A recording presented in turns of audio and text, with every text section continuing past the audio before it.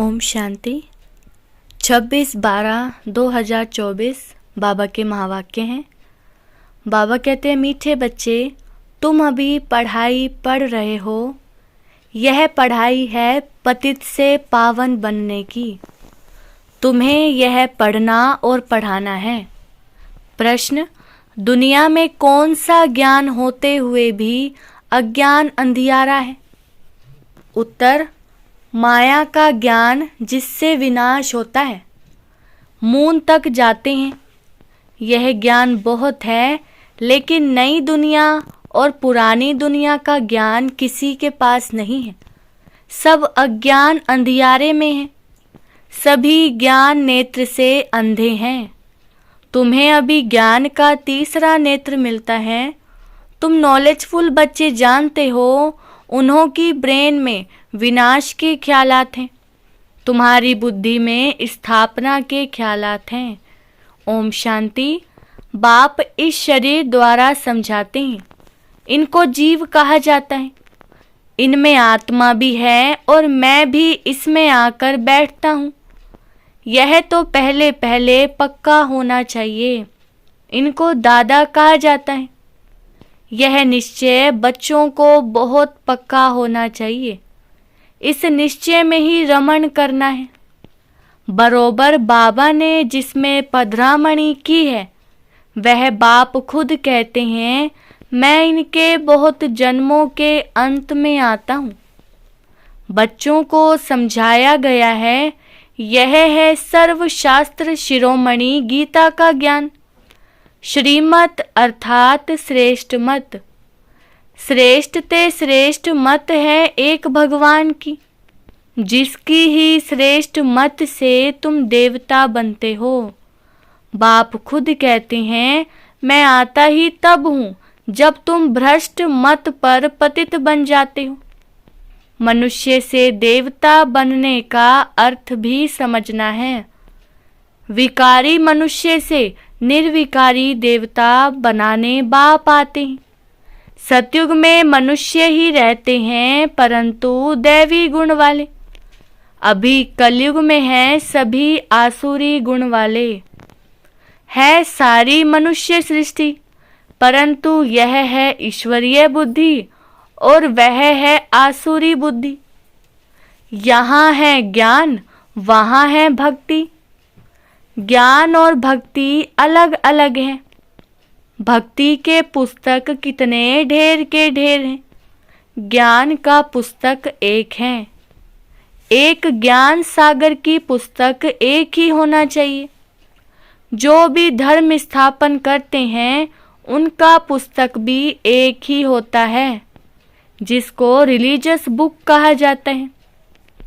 पहली पहली religious book है गीता। पहला पहला आदि सनातन देवी देवता धर्म है, ना कि हिंदू धर्म। मनुष्य समझते हैं गीता से हिंदू धर्म स्थापन हुआ। गीता का ज्ञान श्री कृष्ण ने दिया। कब दिया? परंपरा से। कोई शास्त्र में शिव भगवानुवाच तो है नहीं। तुम अभी समझते हो, इस गीता ज्ञान द्वारा ही मनुष्य से देवता बने हैं।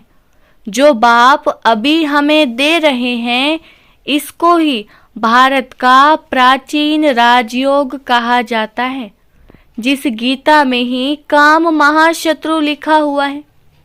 इस शत्रु ने ही तुम्हें हार खिलाई है। बाप इस पर ही जीत पहनाकर जगत जीत विश्व का मालिक बनाते हैं। बेहद का बाप बैठ इन द्वारा तुमको पढ़ाते हैं। वह है सभी आत्माओं का बाप। यह फिर है सभी मनुष्य आत्माओं का बेहद का बाप। नाम ही है प्रजापिता ब्रह्मा। तुम किससे पूछ सकते हो कि ब्रह्मा के बाप का नाम क्या है, तो मूंझ पड़ेंगे। ब्रह्मा विष्णु शंकर, इन तीनों का बाप कोई होगा ना। ब्रह्मा विष्णु शंकर सूक्ष्म वतन में देवताएं हैं। उनके ऊपर है शिव। बच्चे जानते हैं, शिव बाबा के जो बच्चे आत्माएं हैं, उन्होंने शरीर धारण किया है, वह तो सदैव निराकार परमपिता परमात्मा है। आत्मा ही शरीर द्वारा कहती है परमपिता। कितनी सहज बात है। इनको कहा जाता है अल्फ और बे की पढ़ाई। कौन पढ़ाते हैं? गीता का ज्ञान किसने सुनाया? श्री कृष्ण को तो भगवान कहा नहीं जाता।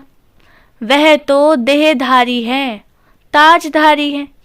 शिव तो है निराकार, उन पर तो कोई ताज आदि है नहीं। वही ज्ञान का सागर है। बाप ही बीज रूप चैतन्य है। तुम भी चैतन्य हो। सभी झाड़ों के आदि मध्य अंत को तुम जानते हो। भल तुम माली नहीं हो, परंतु समझ सकते हो कि बीज कैसे डालते हैं, उनसे झाड़ कैसे निकलता है। वह है जड़, यह है चैतन्य। आत्मा को चैतन्य कहा जाता है। तुम्हारी आत्मा में ही ज्ञान है और किसी आत्मा में ज्ञान हो नहीं सकता। तो बाप चैतन्य मनुष्य सृष्टि का बीज रूप है। यह चैतन्य क्रिएशन है। वह सभी हैं जड़ बीज। ऐसे नहीं कि जड़ बीज में कोई ज्ञान है। यह तो है चैतन्य बीज रूप। उनमें सारे सृष्टि की नॉलेज है। झाड़ की उत्पत्ति, पालना, विनाश का सारा ज्ञान उनमें है। फिर नया झाड़ कैसे खड़ा होता है? वह है गुप्त। तुमको ज्ञान भी गुप्त मिलता है। बाप भी गुप्त आए हैं। तुम जानते हो यह कलम लग रहा है। अभी तो सभी पतित बन गए हैं। अच्छा, बीज से पहला पहला पत्ता निकला, वह कौन था? सतयुग का पहला पत्ता तो श्री कृष्ण को ही कहेंगे, लक्ष्मी नारायण को नहीं कहेंगे। नया पत्ता छोटा होता है, पीछे बड़ा होता है। तो इस बीज की कितनी महिमा है। यह तो चैतन्य है ना। भल दूसरे भी निकलते हैं, धीरे धीरे उन्हों की महिमा कम होती जाती है। अभी तुम देवता बनते हो तो मूल बात है हमको दैवी गुण धारण करने हैं, इन जैसा बनना है। चित्र भी हैं। यह चित्र ना होते तो बुद्धि में ज्ञान कैसे आता। यह चित्र बहुत काम में आते हैं। भक्ति मार्ग में इन चित्रों की पूजा होती है और ज्ञान मार्ग में तुमको इन्हों से ज्ञान मिलता है कि इन जैसा बनना है। भक्ति मार्ग में ऐसा नहीं समझेंगे कि हमको ऐसा बनना है। भक्ति मार्ग में मंदिर आदि कितने बनवाते हैं। सबसे जास्ती मंदिर किसके होंगे? जरूर शिव बाबा के ही होंगे। फिर उनके बाद क्रिएशन के होंगे। पहली क्रिएशन यह लक्ष्मी नारायण है, तो शिव के बाद इनकी पूजा जास्ती होगी। माताएं जो ज्ञान देती हैं उनकी पूजा नहीं, वह तो पढ़ती हैं। तुम्हारी पूजा अभी नहीं होती है क्योंकि तुम अभी पढ़ रहे हो। जब तुम पढ़कर अनपढ़ बनेंगे फिर पूजा होगी।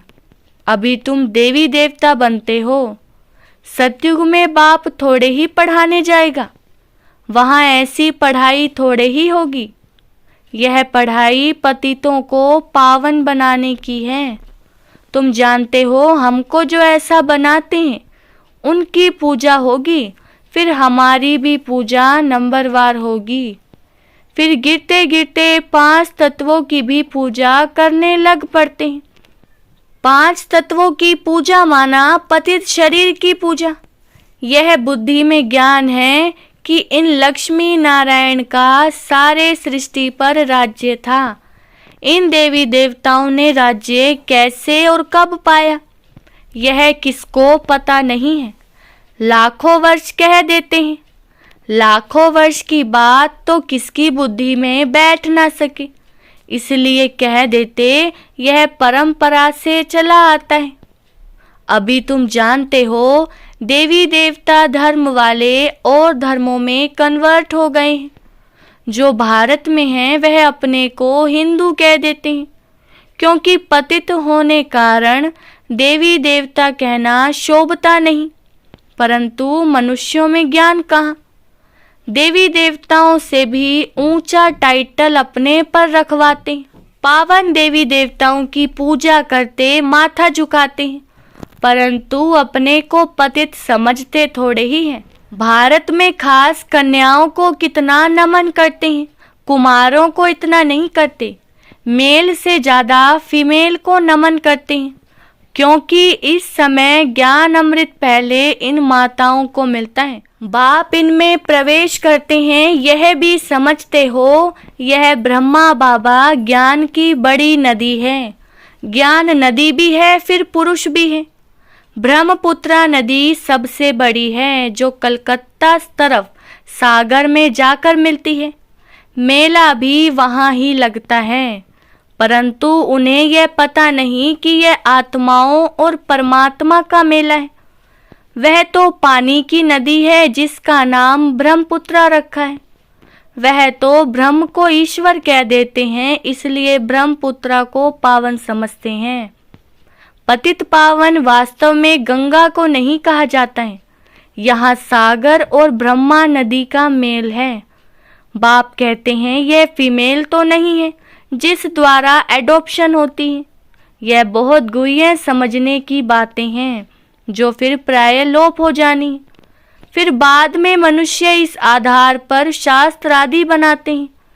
पहले हाथ के लिखे हुए शास्त्र थे, बाद में बड़ी बड़ी मोटी किताबें छपवाई हैं। संस्कृत में श्लोक आदि थे नहीं। यह तो बिल्कुल सहज बात है। मैं इन द्वारा राजयोग सिखलाता हूँ, फिर यह दुनिया ही खल्लास हो जाएगी। शास्त्र आदि कुछ भी नहीं रहेंगे, फिर भक्ति मार्ग में यह शास्त्र आदि बनेंगे।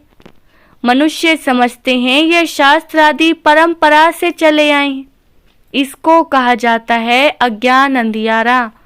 अभी तुम बच्चों को बाप पढ़ाते हैं, जिससे तुम सोजरे में आए हो। सतयुग में है पवित्र प्रवृत्ति मार्ग, कलयुग में सभी अपवित्र प्रवृत्ति वाले हैं।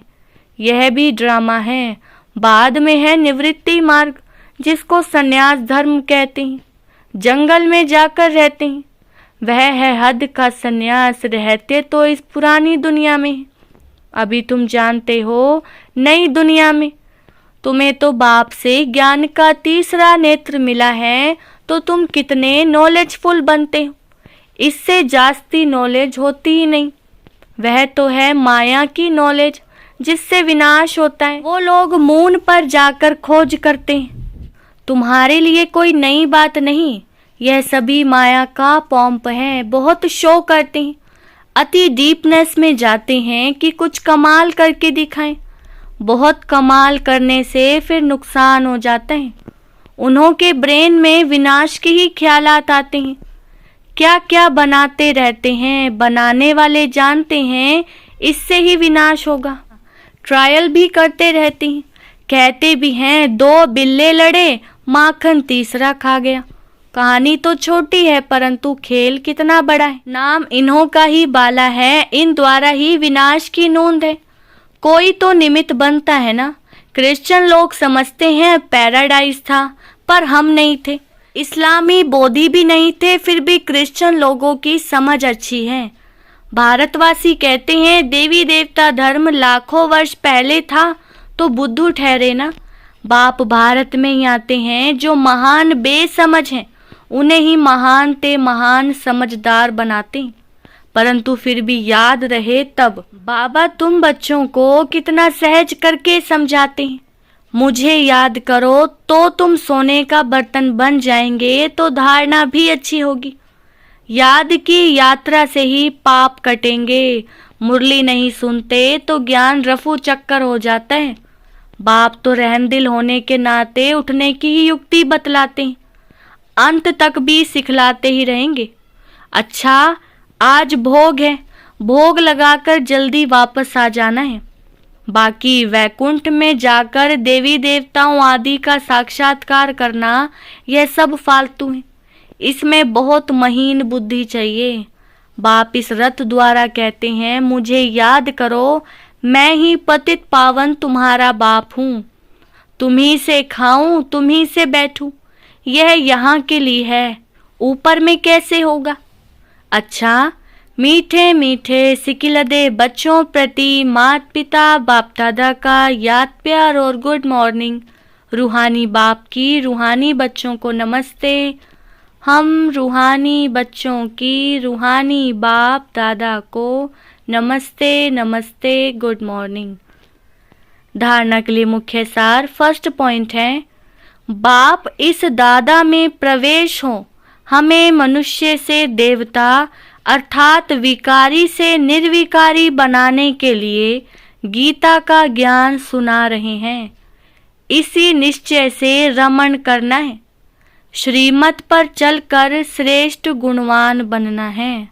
दूसरा, याद की यात्रा से बुद्धि को सोने का बर्तन बनाना है। ज्ञान बुद्धि में सदा बना रहे उसके लिए मुरली जरूर पढ़नी व सुननी है। वरदान, अपने पोजीशन की स्मृति द्वारा माया पर विजय प्राप्त करने वाले निरंतर योगी भव। विस्तार, जैसे स्थूल पोजीशन वाले अपनी पोजीशन को कभी भूलते नहीं, ऐसे आपका पोजीशन है मास्टर सर्वशक्तिमान। इसे सदा स्मृति में रखो और रोज अमृत वेले इस स्मृति को इमर्ज करो तो निरंतर योगी बन जाएंगे और सारा दिन उसका सहयोग मिलता रहेगा। फिर मास्टर सर्वशक्तिमान के आगे माया आ नहीं सकती। जब आप अपनी स्मृति की ऊंची स्टेज पर रहेंगे तो माया चींटी को जीतना सहज हो जाएगा। स्लोगन, आत्मा रूपी पुरुष को श्रेष्ठ बनाने वाले ही सच्चे पुरुषार्थी हैं। अच्छा, ओम शांति।